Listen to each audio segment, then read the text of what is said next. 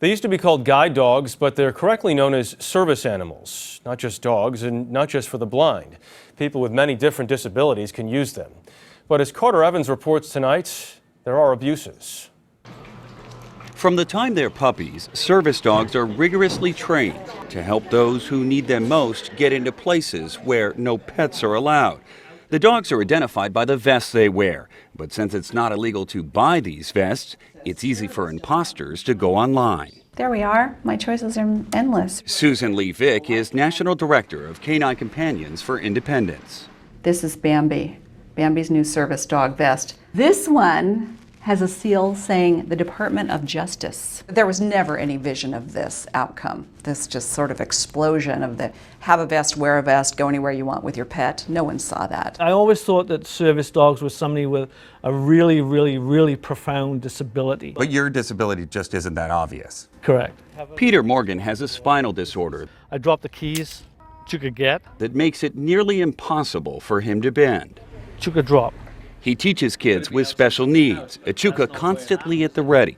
Peter says no one has ever doubted his need for a service dog until recently. The last 2 years, it's become very prevalent. The questioning, the looks. It's been a radical shift. I think it's a huge shift.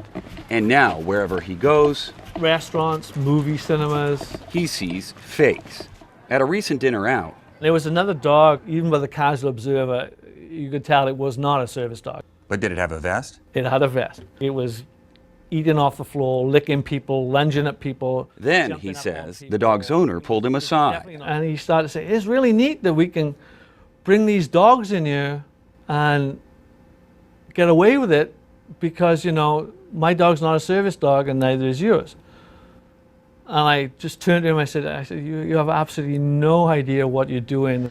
There's a growing call to penalize people who try and pass off pets as service dogs, but few agree on how it should be enforced.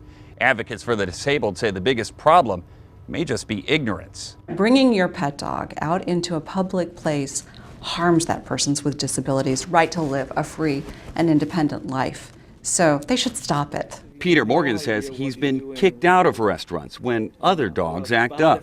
So do people think you're an imposter?